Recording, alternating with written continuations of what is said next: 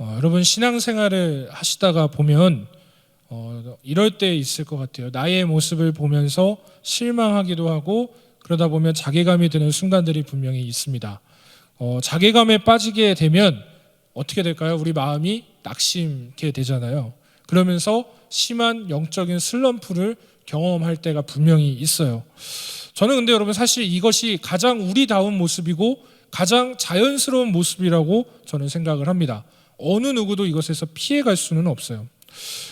이 신앙의 자괴감이 제가 말씀드린 것처럼 어느 누구에게나 오기 때문에 사실 경험되어지는 거예요. 그러니까 이게 자연스레 우리가 취득하기도 하고 경험되어져 가기도 하고, 그러니까 이게 뭔가 특별한 사람 어느 누구에게만 오는 것이 아니라 신앙생활을 한다면 신앙적인 슬럼프, 영적인 자괴감, 어떤 신앙적인 그런 내 안에 무너짐들, 낙심되는 것들 분명히 생긴다는 거예요. 저도 마찬가지거든요. 저도 마찬가지인데 이건 누구나 피할 수 없는, 우리 담임 목사님도 마찬가지고 영적인 거장들이 다 있지만 그들의 어떠한 생애를 보게 되면 또 어떤 유명한 신학자들 그런 사람들의 생애를 보기만 해도 이런 슬럼프가 없는 사람들은 단 한 명도 없었습니다. 그렇기 때문에 여러분 스스로를 보면서 너무 낙심하지 마세요. 너무 내 자신을 보면서 나는 왜 이렇지? 나는 왜 있다고야? 이런 생각 너무 하실 필요는 없을 것 같아요. 왜냐? 누구나 그렇기 때문에, 나만 그런 것이 아니기 때문에 그런 거죠. 그리고 오히려 여러분 이 신앙적인 자괴감으로 인한 낙심의 이 시간들이 우리에게는 어쩌면 절호의 기회, 절호의 찬스일 수 있습니다. 왜 그럴까요? 왜 그런 시간들이 될 수 있을까? 자, 오늘 말씀에 나오는, 저는 이제 이 이스라엘 백성들을 핵고구마 집단이라고 부르기로 했어요. 이 사사시대 이스라엘 백성들 보시면 우리에게 주시는 하나님의 말씀들이 있잖아요. 그런데 이들의 이 삶의 사이클을 보면, 특히나 하나님과의 관계의 사이클들을 보게 되면, 제가 지난주에도 말씀드린 것 같은데 이들의 이 사사기의 주요 사이클은 하나님 앞에 범죄하는 거예요. 그리고 하나님은 그것 때문에 어떻게 하시죠? 극대노하세요. 근데 거기서 그치는 것이 아니라 하나님은 죄를 멸하시고 벌하셔야 되기 때문에 징계하시죠. 그래서 징계를 받아요. 그래서 부르짖어요. 하나님, 저희 너무 고통스러워요. 그렇게 해서 하나님 그 소리를 들으시고 다시 조금 평탄케 하시는 것 같아요. 사사들을 부르시고 누군가를 불러서 그렇게 그들에게 하나님의 말씀을 전달을 해요. 그런데 그들이 다시 또 뭐 한다고요? 다시 돌아가서 범죄한다라는 거예요. 이 핵고구마 집단. 그래서 여러분 우리가 지난주에 이제 사사기 4장을 봤잖아요. 그렇죠? 이제 2장에 걸쳐서 오늘 6장을 보는 건데, 그 사이에 이 똑같은 일들이 말씀에 기록되어져 있는 횟수가 몇 번인 줄 아십니까? 5번이에요. 5번. 이 5번의 똑같은 사이클을 또 경험한 거죠, 이들이. 그러고서 이제 오늘 6장에서 또 이제 이 말씀이 나오고 있는 건데, 사실 여러분 이게 죄송하지만 또 이제 아마 다음 주 되면 또 이런 비슷한 내용들의 이 이스라엘 백성들의 모습들이 보일 거예요. 근데 이제 여러분들이 그럼 사사기 묵상 되게 싫다, 하기 싫다, 핵고구마고 너무 이들이 범죄하는 모습들만 나오고 너무 우울한 거죠. 근데 여러분 여기서 저는 우리 모두가 하나님께서 주시는 이 말씀 안에 우리가 다시 하나님 앞에 새로워질 수 있는 기회를 계속해서 하나님이 반복해서 부여해 주시고 있다고 믿습니다. 그러니까 한마디로 쉽게 말해서 이거예요. 우리 인류의 최초의 사람이 아담과 하와가 범죄했어요. 그때부터 우리에게는 죄라는 것이 늘 계속 따라다녔단 말입니다. 그러면서 하나님 앞에 회개하는 것 같지만 또 다시 범죄해요. 여러분 이게 남 얘기 같지만 내 얘기 아니에요. 그렇죠? 인정하시죠? 내 얘기 아닙니까? 그렇죠? 저의 얘기예요. 그런데 하나님은, 여러분들은 진짜 이 사사기 지겹다 하실 수 있겠지만, 우리 하나님께서는 인류의 첫사람부터 지금 여러분들까지, 그리고 앞으로도 하나님이 이 땅을 멸하시기 전까지는 그 참으시고 또 참으시는 일을 또 하신다는 거예요.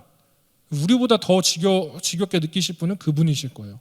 그럼에도 불구하고 하나님은 오래 참으시고 또 용서하시고 다시 그들을 다시 돌이키기 위해서 하나님 말씀하신다는 거. 오늘도 이 하나님께서 주시는, 어떻게 보면 이제 이 사사시대 이 말씀을 통해서 우리에게 하나님 앞에 다시 온전히 돌아갈 수 있는 절호의 찬스, 절호의 기회일 겁니다. 단 여러분들이 깨달음이 있으면 가능한 것이죠.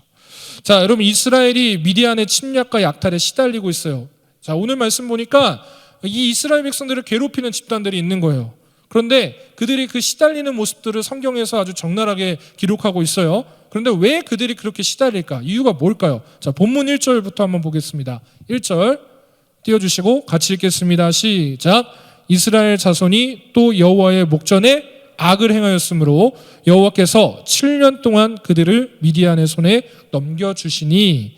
여러분, 미디안은요 에돔 아래에 있는 그렇게 큰 나라는 아니에요. 작은 나라이긴 한데 그들이 이 지명에 따라서 아카비만이라는 곳을 이제 따라 올라와서 어디까지 올라오게 되냐면 이스라엘의 곡창 지역던 이 가나안 지역까지 올라오게 되는 거예요.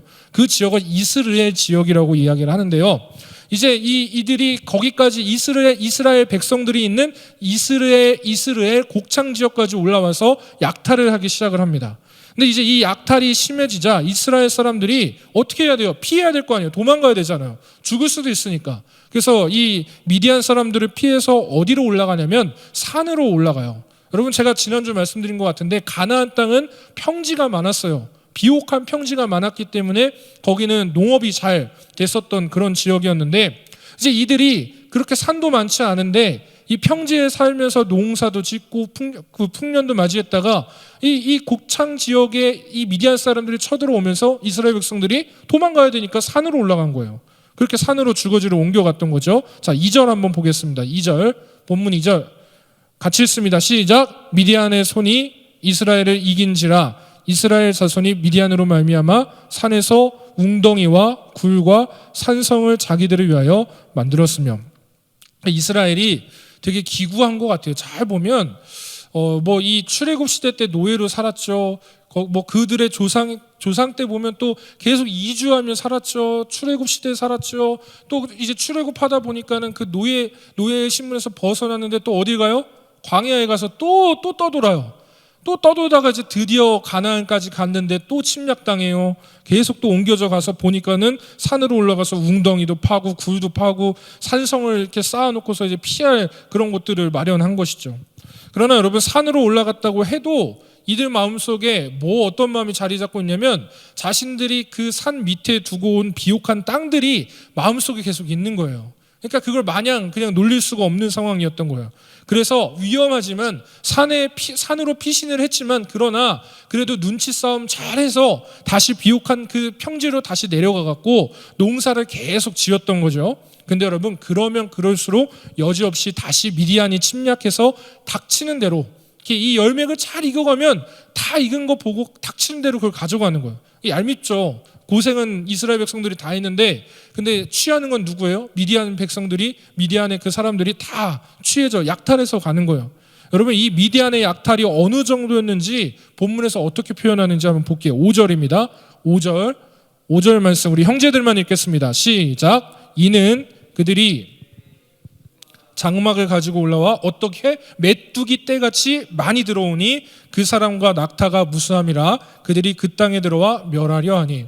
이 말씀 보시면 어떻게 표현해요? 메뚜기 떼같이 많이 들어온다라고 표현하고 있습니다. 마치 메뚜기가 하나도 여러분 메뚜기 좋아해요? 저 옛날에 저는 강원도 춘천 약간 시골 사람, 서울 사람이 아니니까, 서울 아니면 다 시골이라며, 시골 사람이니까 메뚜기가 이 가을 철만 되면 그렇게 많아요. 그 메뚜기 잡아다 뭐 했는지 알아요? 아는 사람도 있을 거예요. 막 튀겨도 먹고 볶아도 먹고 그래서 저 먹어봤거든요. 근데 별로 그렇게 그거 안 먹는다고 막 이렇게 죽진 않아. 그래서 별로 그렇게 썩 이뻐 보이는 모습도 아니고.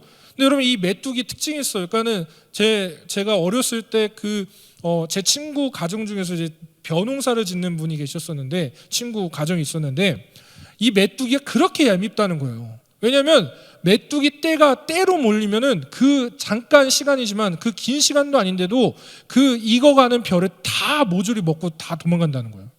그래서 되게 별로 메뚜기를, 그래서 아마 그 집이 메뚜기를 잡아다가 맨날 튀겨 먹고 막 그랬었던 것 같아. 하여튼 여러분, 메뚜기 만약에 보세요. 한 마리면 그냥 메뚜기네 그럴 수 있지만 그게 때로 온다고 생각해 보세요. 아주 공포스럽죠. 여러분, 이 말씀을 보니까 마치 메뚜기가 하나도 남김없이 약탈해가는 그런 모습처럼 미디안 사람들이 약탈해가고 있다는 그 모습을 묘사하고 있는 거예요.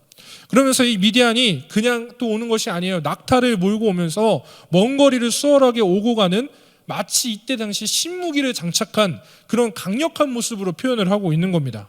그래서 여러분, 마치 미디안의 겉모습이 점점 강해져서 그들이 강해지기 때문에 이스라엘을 약탈하는 모습으로 비춰지고 있죠. 그러나 실제로의 모습은 무엇입니까? 말씀에서 분명하게 말씀하고 있듯이 그들이 강하기 때문이 아니라 이스라엘 백성들이 하나님의 목전에 악을 행했기 때문에, 그 이유 때문에 그들을 통해서 하나님이 약탈하게 하셨다라는 거예요. 미디안이 강해서가 아니라고요. 여러분, 이 이스라엘 백성들은 하나님 앞에서 악을 행했어요. 그래서 하나님께서 그들의 죄악으로 말미암아 뭐 한 거라고 제가 사이클 말씀드렸죠. 범죄하고 하나님 극대노하시고 그다음 뭐예요? 징계, 심판하고 있는 겁니다. 그렇습니다. 여러분, 그들이 간단해요. 그들이 지금 이 심판을 당하고 있는, 이 약탈을 당하고 있는 이유는 그들의 죄 때문입니다. 보세요, 여러분, 죄의 결과가 이렇게 처참해요. 이 이스라엘 백성들은 지금 죄에 가까이 간 것 때문에 죄의 처절한 그 맛을 지금 보고 있다라는 거예요. 여러분, 이스라엘 백성들은 약탈당하는 것이 고통스러웠을 거예요. 그냥 그 순간만 두고 봤을 때는 약탈당하고 있는 지금의 현실이 고통스럽겠죠. 그러나 그들은 동시에 사실 다른 걸 깨달았어야 돼요. 약탈당하는 것만이 고통스러운 것이 아니라 내가 지금 하나님 앞에 잘못 가고 있고 하나님의 목전에, 여호와의 목전에 범죄하고 있다는 그 사실이 고통스러운 것이라는 것을 그들이 뼈저리게 느꼈어야 된다라는 거예요. 약탈당하는 것만 고통스러운 게 아니라고요. 이들은 하나님의 목전에, 저는요 오늘 말씀에 가장 적나라한 표현이 여호와의 목전에 악을 행했다라는 말이 제일 와닿아요.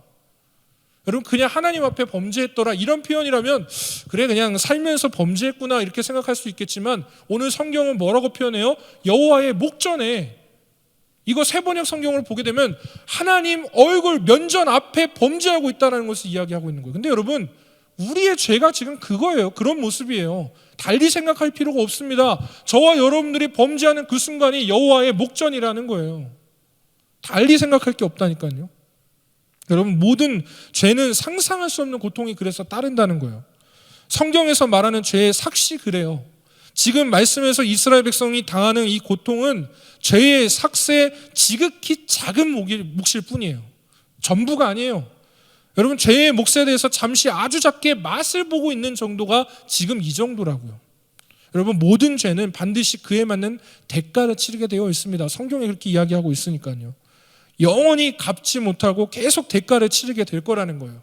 그렇기 때문에 지금 이스라엘이 죄의 무게와 이 처참함을 조금 맛보는 것은 어쩌면 그들에게 고통스러울 수 있지만, 달리 말하면 기회일 수도 있다는 거예요. 왜냐? 하나님이 완전히 포기한 건 아니시기 때문에. 그들이 다시 돌이키게 하시기 위한, 제가 지난주 말씀드렸죠, 하나님의 긍휼의 시작이 이 징계 안에 담겨져 있기 때문에 그들은 기회일 수 있고 찬스일 수 있다는 거예요. 여러분, 죄로 인한 고통을 맛본다면 실제적으로 죄에 대한 값을 치르는 주님의 심판의 날에 다시 심각하게 생각되지 않겠습니까? 그러다 보면 여러분, 죄에서 벗어나기 위한 여정에 들어갈 수 있는 그런 기회가 생겨요. 여러분, 죄는 깨달아야 그것이 고통인 줄 알아요. 깨닫지 않으면 내가 짓고 있는 죄가 여전히 달콤할 수 있어요. 그런데 하나님 말씀 앞에 서서 내가 다시 깨닫기 시작하면 그 죄는 얼마나 고통스럽고 잔인한 것인지를 경험하게 되어 있습니다. 여러분, 보세요. 우리가 사사기 말씀을 계속 보면서 깨달아야 하는 것이 있는 거예요. 죄에 대해서는 분명한 값이 있고 우리는 모두 죄인이기 때문에 이 죄의 문제를 스스로 해결할 수가 없습니다. 그렇기 때문에 우리는 죄의 유일한 해결책이신 예수 그리스도를 온전히 믿어야 하는 이유가 여기에 있다라는 거예요. 여러분, 절대 대충 나의 상황이 허락되는 정도 안에서 적당히 그런 거 없어요. 여러분, 신앙에는 절대로 적당히가 없다고요. 우리의 신앙은 예수님을 향해서 절대적이어야 해요. 다른 거랑 타협할 수가 없다고요. 분명히 삶은, 이 세상은 타협점이 있어야 융통성이 있다라고 이야기할 겁니다. 그런데 죄송하지만 신앙에 있어서는 이 융통성이 절대로 우리 가운데 용납되는 것이 아니라는 거예요. 만약에 우리 신앙에 있어서 이 융통성이 발휘되기 시작할 때는요, 우리의 신앙에, 우리 영적인 사람이 무너지는 시작점이 거기에 있다는 것을 깨달아야 돼요. 여러분들 안에 그냥 융통성 있게 타협도 해보고, 그래, 내가 예배도 드렸으니까 세상의 것들도 한번 즐겨보고, 한 번 있는 인생이니까 내가 한 번 있는 이 젊은 청년의 때 한번 내가 남들처럼 나도 이것도 해보고 저것도 해보고. 제가 한번 그런 상상을 해봤어요. 저는 20살부터 신학교 들어서 21살부터 목회 생활을 해왔기 때문에 단 한 번도 세상의 어떠한 그 문화를 경험할 수 있는 그런 기회가 없었습니다. 심지어 군대를 가서도 군대에 있는 목사님께서 여자 목사님이셨는데 군목이 아니셨어요.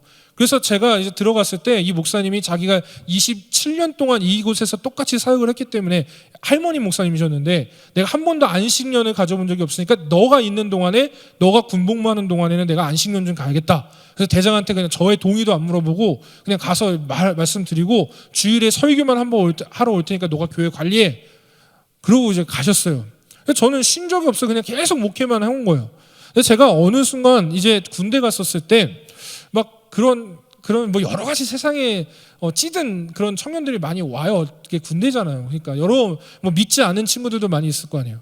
근데 거기서 이제 마약이라는 것들을 해본 적은 없지만 손에 댈 뻔했었던 친구가 있었는데, 그런 친구랑 한번 대화를 해볼 수 있었던 적이 있었어요. 근데 제가 그 이야기를 듣고 뭐 이런 세계도 있구나, 이런 것도 있구나 하다가 제가 어떤 생각을 해봤냐면, 내가 마약을 해보면 어떨까? 그러니까 제가 뭐 실제로 한 건 아니니까 할 수도 없을 거고 할 것도 아니고, 근데 한번 상상을 해봤어요. 그렇게 내가 뭔가 타협하기 시작했을 때, 내가 뭔가 손을 대기 시작했을 때 어떨까? 어떻긴 어때요? 결과는 어떻겠어요? 분명히 그건 우리 신앙의, 우리 영의 사람을 종갈가 먹는 거예요. 계속해서 우리를 파고든다라는 거예요. 죄의 습성이 그래요. 여러분, 제가 지난주 말씀드렸죠. 절대 악한 마귀 원수는 우리한테 대놓고 너 하나님 믿지 마, 너 그럼 내가 죽여버릴 거야, 그렇게 오지 않아요. 얼마나 지혜로운지 아십니까? 우리를 유혹한다고요. 죄는 우리를 유혹하게 만드는 거예요. 그러면서 융통성을 이야기하는데, 죄송하지만 신앙에는 이 융통성이 절대 통하지 않는다고요. 여러분, 이스라엘 백성들이 이 사사시대에 계속해서 똑같은 죄의 반복을, 징계의 사이클을 돌고 있는 이유가 뭐예요? 이유가 무엇입니까? 그들이 자꾸 똑같은 죄를 범하고 또 하나님께서 극대노하시고 하나님 징계하시고.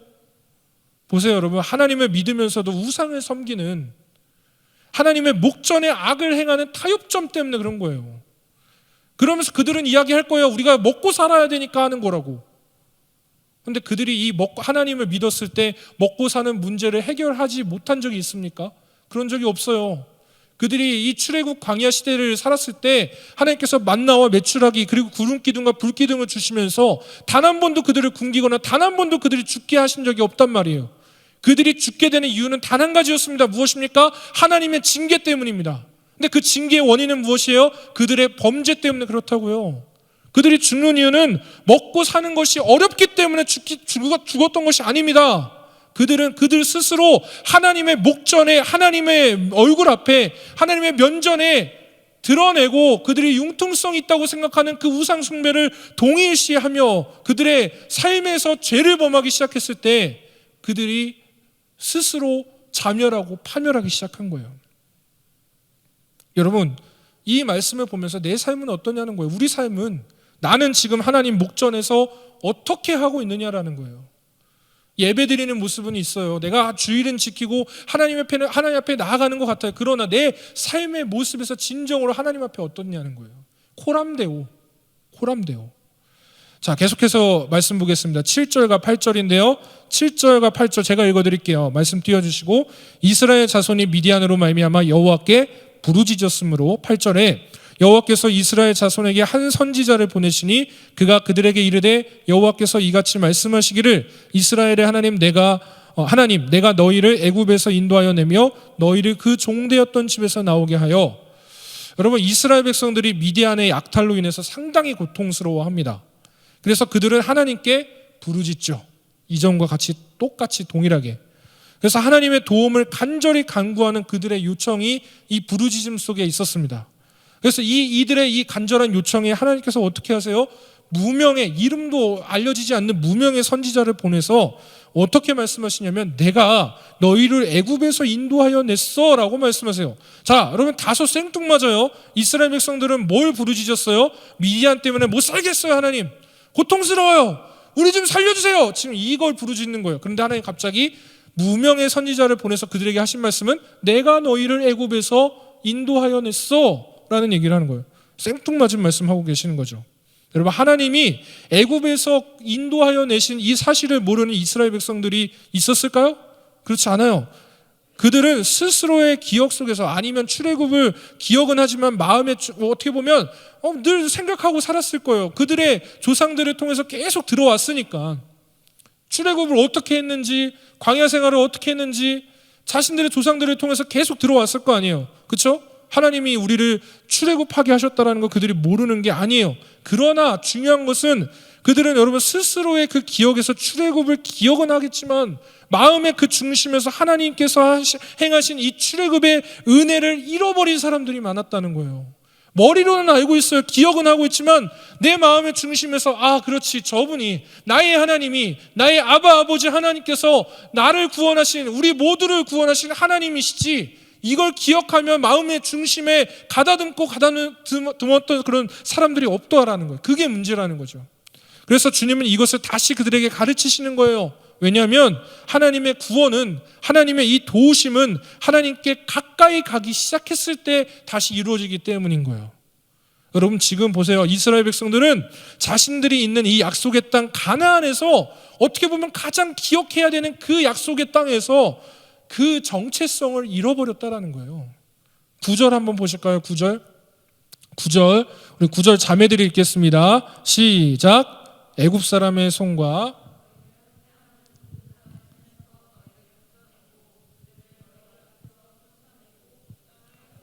주었으며, 네, 말씀해 보시니까 그 땅을 너에게 주었으며 라고 말씀하세요. 여러분, 그렇습니다. 하나님께서 약속하신 이 약속의 땅 가나안 땅을 주셨어요. 실제로 그렇게 이루어졌고요. 그런데 이스라엘 백성들이 그것을 기억하지 않고 감사하지 않고 있는 거예요. 마치 가나안에 살고 있는 것을 당연하게 여기고 그렇게 생각하고 있는 것 같아요. 하나님을 향한 이 무지와 무관심, 그래서 감사하지 못하는 이유가 무엇이겠어요? 기억하지 않으니까요. 하나님 앞에 나아가지 않으니까, 내 마음을 다해서 하나님을 만나려 하는 그 모습이 없으니까 무관심과 무지함 가운데 하나님으로부터 멀어지면서 감사도 없어, 온전히 제사하는 것도 없어, 내 마음을 찢어서 드리는 회개도 없어, 하나님을 향한 찬양과 그 노래도 없어. 다 끊어진 겁니다. 사랑하는 청년 여러분, 신앙인들이 지금의 모습에 대해서 당연하게 생각하는 경향이 너무 많아요. 지금 일용할 양식을 먹는 것도 감사의 제목이지 않을까요? 지금 사랑하는 사람의 존재가 건강하게 잘 내 안에 나의 주변에 존재하고 있는 그 자체도 감사 아니에요? 여러분, 저 그런 얘기 많이 들어요. 주변에 부모님이 돌아가시거나 내 사랑하는 가족들, 친구들이 이제 죽게 됐을 때, 소천하게 됐을 때 후회를 많이 해요. 진작에 잘할 걸, 참 내 옆에 계시다는 게 얼마나 감사한 일인지 이제야 깨달아요. 여러분, 신앙도 마찬가지예요. 진짜 따지고 보면 모든 게 하나님의 은혜 아닙니까? 다음 주 이제 추수감사절을 이제 맞이하게 되고 이번 한 주간을 보내게 되는데, 저는 좀 제발 여러분들이 하나님 앞에 감사의 제목들이 얼마나 많은지를 받은 복을 한번 좀 세워보셨으면 좋겠어요. 그랬을 때 하나님 앞에 더 가까이 나아갈 수 있는 거예요, 여러분. 다른 게 아니거든요. 근데 여러분 보세요. 오늘 이스라엘 백성들은 그게 없는 거예요. 감사함도 없어요. 은혜라는 것이 찾아볼 수가 없는 거죠. 여러분, 이런 것들을 잊어버리면서 사는 우리의 그 하나님을 향한 무례한 우리의 모습이 있지 않습니까? 감사가 없어지면요, 하나님과도 자연스럽게 멀어지게 되어 있어요. 사람은 그래요. 고마움이 사라지면 멀어지는 거예요. 그렇지 않아요? 우리 서로에게 고마운 마음, 감사한 마음, 그 마음들이 조금씩 사라지기 시작하면 관계는 떨어지게 되어 있어요. 그렇게 여러분, 그렇게 이스라엘 백성들이 갈수록 하나님으로부터 멀어져 가고 있습니다. 자, 마지막 10절입니다. 마지막 10절 다 같이 크게 읽겠습니다. 시작. 내가 또 너희에게 이르기를 나는 너희의 하나님 여호와이니 너희가 거주하는 아모리 사람의 땅의 신들을 두려워하지 말라 하였으나 너희가 내 목소리를 듣지 아니하였느니라 하셨다니라. 말씀해 보면 뭐라고 하죠? 너희의 거주하는 아모리 사람의 땅의 신들을 두려워하지 말라 하였으나, 그러나 그렇게도 얘기했는데 너희가 내 목소리를 듣지 아니하였느니라 라고 명확하게 말씀하세요. 여러분, 이스라엘 백성들이 먹고 사는 문제, 사업적인 이유와 여러 이유를 들면서 가나안의 우상신을 섬겼단 말이에요. 그러면서 우상 앞에 절하며 경배하며 예배했습니다. 그럴수록 그들이 하나님과 멀어지고 있었는데 그것을 깨닫지 못하고 단지 그것이 자신들에게 필요하다 말하면서 하나님 앞에 정당성을 이야기하며 우상신을 섬기는 거예요. 하나님으로부터 제대로 멀어지고 있는데도 불구하고 멀어지고 있다는 것 자체를 아예 모르는 것 같아요. 참 심각한 모습이죠. 여러분, 이스라엘 백성들은 하나님의 말씀을 날마다 들으며 그 말씀을 묵상하며 살아야 했던 사람들이 이스라엘 백성들이에요.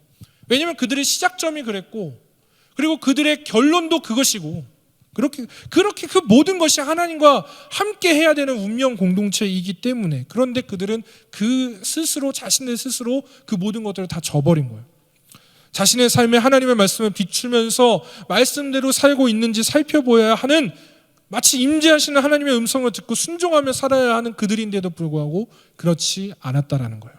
형식적인 제사, 하나님 앞에 형식적인 모습, 마치 종교적인 행위를 내가 이렇게 했으니까 잘해 주시겠지, 내가 이렇게 정성을 공을 들였으니까 잘해 주시겠지. 근데 여러분, 이들은 자신들의 삶이 바쁘고 분주하고 하니까 하나님과 함께 한다는 것을 몰랐던 거죠. 그렇게 그들은 하나님으로부터 멀리 점점 멀어지게 되는 것입니다. 아주 간단해요. 이유는 아주 간단해요. 내가 먹고 살기 위해서, 내가 지금 분주하니까, 바쁘니까. 이게 문제라고, 이게. 근데 여러분, 우리 모습도 마찬가지 아니에요? 기도해야 되는 거 다 알아요. 예배 드리는 거 우선시해야 되는 거 다 알아요. 근데 어때요? 기도해야 되는데 항상 우리 마음에 분주함이 있잖아요. 바쁨이라는 것이 내 안에 항상 자리 잡고 있다고 생각하지 않으십니까? 예배 드려야 되는 거, 그거 우선시해야 되는 거 알아요. 그런데 내가 오늘 아니면 주일을 껴서 휴가를 가거나 어디 놀러 가야 되는 거 포기를 할 수가 없어요. 한 주만 그렇게 할게요. 여러분, 저한테, 제가 목사잖아요, 간혹 그런 분들 계세요. 오늘도 그런 분들이 계셨고, 목사님 제가 죄송한데 이 가족들과 다음 주 시간을 좀 보내야 되겠습니다, 그렇게 말씀하시면 제가 거기서 그 얼굴, 그 면전 앞에 두고 뭐라 하겠어요? 안 돼요. 예배가 우선이죠. 어딜 지금 하나님 앞에 범죄하려고 그러세요? 제가 그렇게 얘기하겠습니까? 전 뭐라고 해야 될까요? 잘 다녀오세요 라고 할 수밖에 없어요. 저한테 너무 큰 시험을 주지 마세요, 여러분. 알아서 판단하세요. 하나님 앞에 그게 마음에 찔림이 있으시다면 포기해야죠. 뭘 어떡하자고요. 제가 거기 앞에서 여러분들 붙잡아야 돼요? 야, 아니야, 너 예배 드려야지. 제발 좀 그 어린 모습을 그만 멈추세요, 좀. 언제까지 제가 판단해 드려야 될까요? 여러분들 영의 사람이 반응하시는 대로 하세요. 하나님은 어떻게 생각하시는지 여러분 스스로가 아실 거 아니에요. 자꾸 목사들한테, 사역자들한테 짐 주지 마세요. 저도 저의 신앙이 있어요. 제가 왜 이렇게 얘기하는지 아십니까? 여러분들 더 이상 어린 신앙으로 살지 말라는 거예요. 이 반복적인 이들의 모습을 보면서 참 답답하잖아요. 근데 그게 내 모습 아닙니까? 그게 나의 모습 아니에요? 하나님이 여러분 마음에 자꾸 찔림을 주시면 그게 레마예요, 여러분. 여러분을 향한 마음을 주시는 거예요. 자꾸 타협하지 마시라고요. 하나님 앞에 내 신앙을 두고 여러분 스스로를 시험하지 마세요. 하나님이 절대적이고 그분이 위대하심을 알고 있다면, 그분이 크심을 알고 내가 작다라는 걸 알고 있다면 하나님 앞에 겸손하게 무릎 꿇고 그저 순종하고 하나님 앞에 그 무례한 신앙을 버리라는 거예요. 여러분, 이스라엘 백성들의 문제는 그거라니까요. 계속 반복했어요. 계속 반복했다고요. 그러면서 다시 한번 말씀드리지만 하나님과의 거리는 점점 더 멀어지는 거예요. 네. 자, 사랑하는 청년 여러분, 오늘 이스라엘 백성들은 자신들을 억압하는 이 미디안의 약탈에서 깨달아야 되는 것이 있었어요. 지금 내가 겪고 있는 시험, 하나님의 징계, 그 고통 속에 분명 하나님의 치료와 더불어 하나님이 우리를 회복하시기 위한, 다시 돌이키게 하기 위한 하나님의 긍휼하심이 그 안에 있다라는 거, 그걸 깨달아야 돼요. 분명 여러분, 이 이스라엘은 미디안의 침략과 약탈로 인해서 분명히 팩트예요. 고통이 있었어요. 고통스러운 나날을 보냈다고요. 그러나 이 미디안이 그들의 문제가 아니에요. 진짜 문제는 그들의 골마 터져 있는 죄의 습성들이 문제인 겁니다. 하나님께 가까이 간 것이 아니라 죄에 가까이 갔기에 그들의 고통, 그 골마지는 고통은 당연한 거예요. 여태껏 여러분, 그들은 어쩌면 죄라는 이 골마 터진 자신의 이 연약해 빠져 있는 이 환부에 그저 간단하게 그냥 급한 대로 붕대로 감싸기만 하는 수준의 돌이킴을 반복해 왔을 수도 있을 겁니다. 그런데 진짜 그들에게 필요한 건 무엇일까요? 어쩌면 찢고 째는 그런 수술이 그들에게 필요했을 수도 있을 것 같아요. 사랑하는 청년 여러분, 지금 우리가 사는 시대는요, 누구나 위로받고 싶어하는 시대입니다. 그래서 그럴까요? 잘 보게 되면 어떤 서점에 있는 책들이나 온라인상의 여러 가지 매체들을, 컨텐츠들을 이렇게 살펴보면 얼레고 달래고 다독이는 컨텐츠들이 넘쳐나는 것을 보게 돼요. 맞아요, 여러분. 위로받는 거 나쁜 거 아니에요. 저도 특히 청년 사역을 하는 사역자로서 여러분 세대를 연구하고 이해하려고 노력하는 저의 이 상황 가운데 여러분 모두를 사실 위로하고 격려하는 게 저의 가장 큰 목적이기도 하고, 저에게 있어서 여러분들한테 제가 그런 존재가 되고 싶은 게 가장 커요.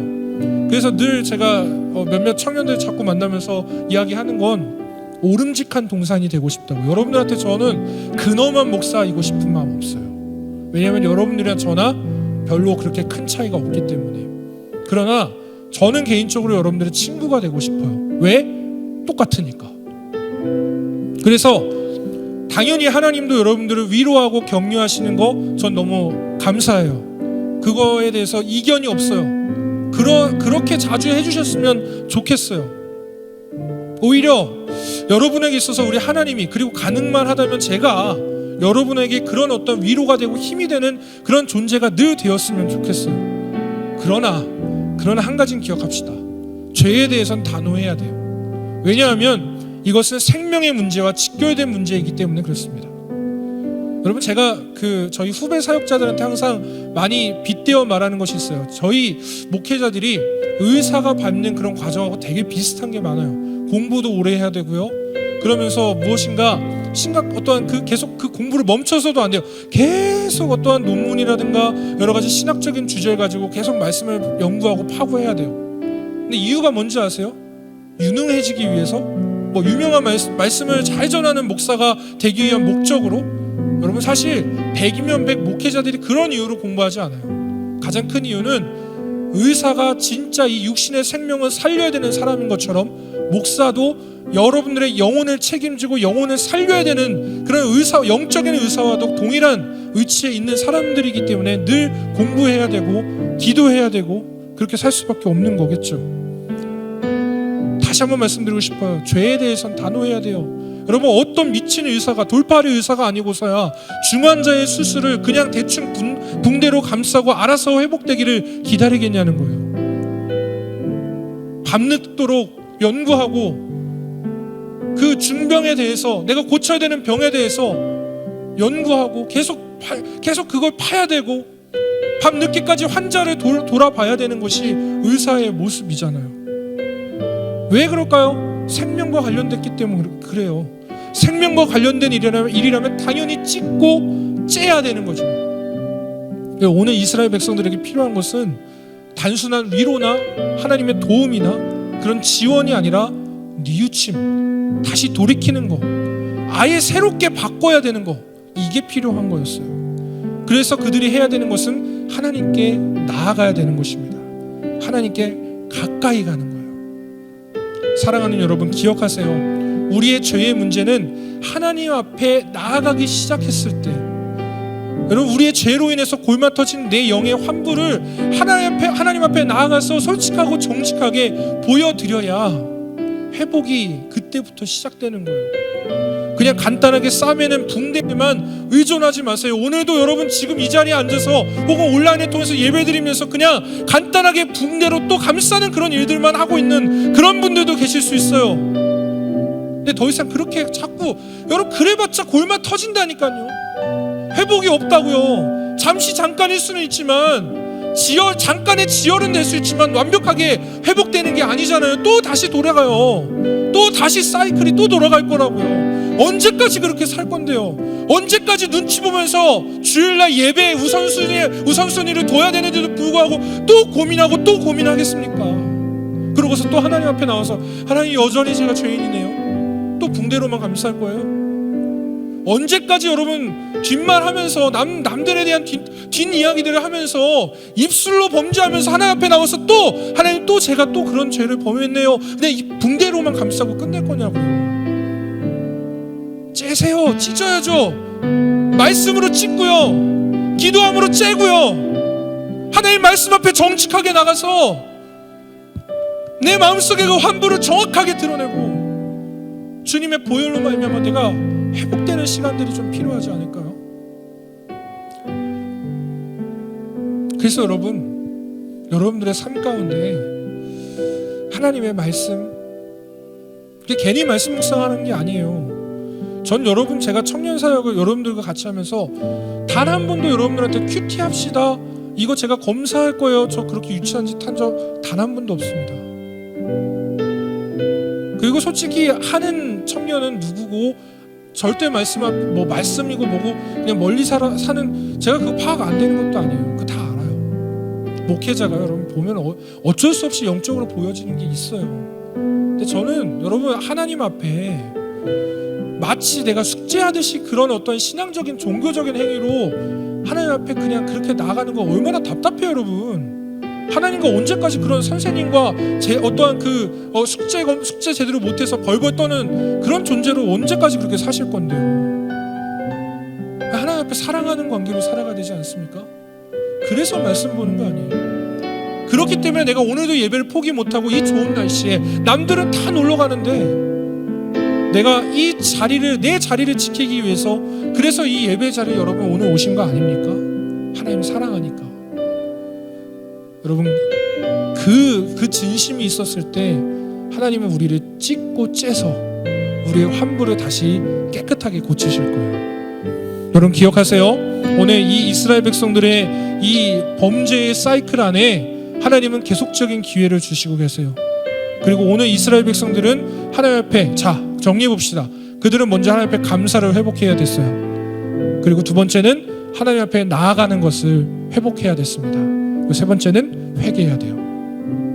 오늘 이 말씀을 통해서 우리도 여러분 이제 한 주간, 이제 다음 주일이면 추수감사주일이에요. 감사를 회복해 보세요. 내 안에 감사할 것들이 무엇이 있는가 적어 보세요. 그러면서 내 안에 감사를 적는 그 순간, 감사를 기억하는 순간, 하나님을 향한 감사가 회복되는 순간 여러분들의 은혜가 회복되기 시작할 거예요. 장담합니다. 그리고 하나님 앞에 나아가는 시간에 다시 작정해 보세요. 새해만 그렇게 하는 게 아니라, 수련회 끝나고만 그렇게 하는 것이 아니라 오늘 예배 이 말씀을 통해서 하나님 말씀하셨다면 오늘 다시 돌이켜 보세요. 말씀 회복, 기도하는 것 회복, 하나님 앞에 예배 드리는 것 회복. 과거에 머물지 말고 다시 주님 앞에 찢고 째는 수술로 하나님께 돌이키는, 회복되는, 하나님 앞에 나아가는 우리 모두가 되기를 주님의 이름으로 축복합니다. 이 시간 함께 찬양하겠습니다. 우리 같이 자리에서 일어나실까요? 그리고 가장 간절한 마음으로 주님 앞에, 주님 제가 나아갑니다. 하나님, 주님 앞에 회복하기 위해 더럽고 냄새나고 골마 터져 있을 수도 있지만 내 마음을 가지고 진심을 다해 주님 앞에 다시 나아가겠습니다. 그 마음으로 함께 찬양하겠습니다.